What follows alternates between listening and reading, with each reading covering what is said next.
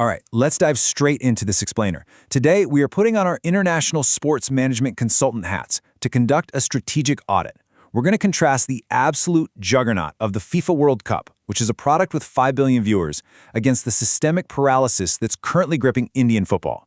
It's a really fascinating look at a perfectly scaled global product compared to a massive yet severely underperforming domestic market. So here is our roadmap for the audit today. First up, we'll look at the global benchmark. Then, diagnosing India's commercial crisis. Third, governing bodies and vision. Fourth, the grassroots infrastructure deficit. And finally, we'll wrap up with a strategic turnaround plan. Okay, let's kick things off with Section 1, the global benchmark. Now, if we want to understand how a sporting market fails, we first have to examine how one succeeds, right? During the last World Cup, a staggering 5 billion people tuned in. I mean, think about that for a second. That is over 60% of the entire human race. From a consultant's perspective, that isn't just an audience, it's total global market capture. It's literally the absolute pinnacle of sports commercialization. And you know, this market dominance, it definitely wasn't an accident. It was driven by highly calculated structural expansions over the course of nearly a century. They started back in 1930 with just 13 teams, and FIFA just constantly adapted. They capitalized on global television broadcasts by 1954, and then they continuously scaled the product, up to 24 teams, then 32, and looking ahead to 2026, a massive 48 teams. It's textbook, long-term strategic growth. Let's move on to Section 2, diagnosing India's commercial crisis. We have to pivot sharply from that incredible global benchmark to diagnose a market that is starkly underperforming. India has a population of 1.5 billion people. It's the world's most populous nation. From a pure commercial standpoint, a market this vast should naturally sustain an absolutely thriving football league. Yet, despite this unbelievable demographic advantage, its top-flight league recently ground to a complete halt. To really grasp the severity of this crisis, just listen to Bollywood actor and Northeast United club owner John Abraham. He noted that he spent over $30 million of his own personal capital, adding, "If there's no league, there's going to be no team."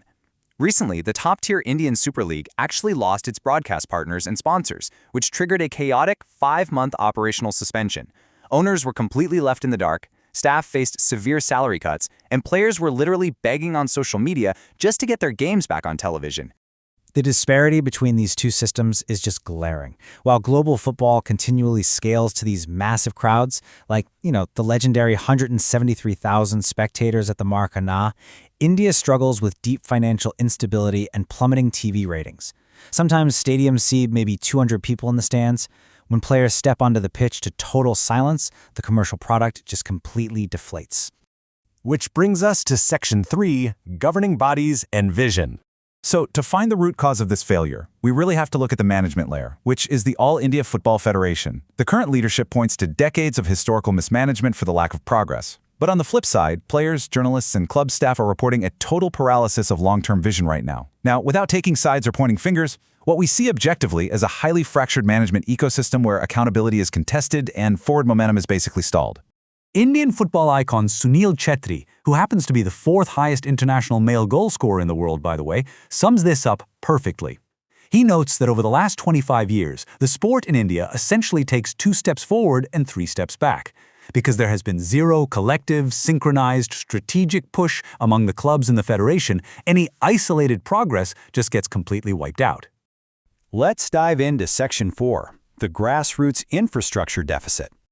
Moving deeper into our root cause analysis, we find a massive deficit in the actual supply chain of talent. You simply can't build a billion-dollar league without a robust factory for athletes. Just look at the systemic failures here. There is absolutely no nationwide system to capture talent at age 7 or 8, which, by the way, is standard globally. Plus, the few academies that do actually exist are incredibly expensive, completely pricing out passionate youth from lower-income backgrounds. The pipeline is quite literally broken at the source. And what makes this so incredibly frustrating from a management perspective is that the market demand actually exists. We see unbelievable isolated success. The Northeast region is the absolute engine of Indian football, producing half the national team.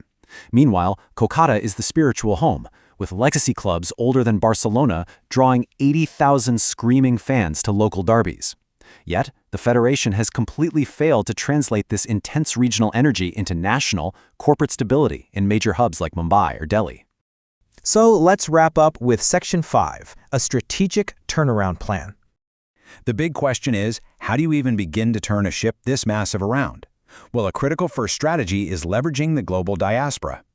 Take a look at Indonesia for a second. 19 of their 23 first-team players were actually born in Holland, allowing them to tap into their historic Dutch connection. It's put them right on the edge of World Cup qualification.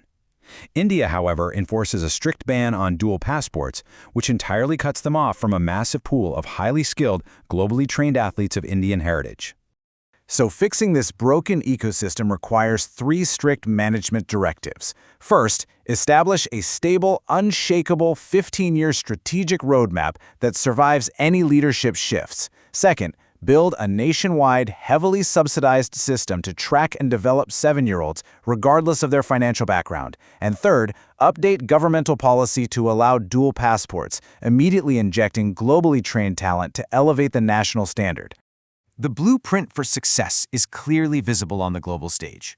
We've seen exactly how the World Cup scales, and we've diagnosed exactly where India's infrastructure is failing. All of this leaves us with one final thought to take away from today's explainer. With 1.5 billion people and over a century of localized passion, can the world's most populous nation finally execute the strategy required to unlock the world's most popular sport?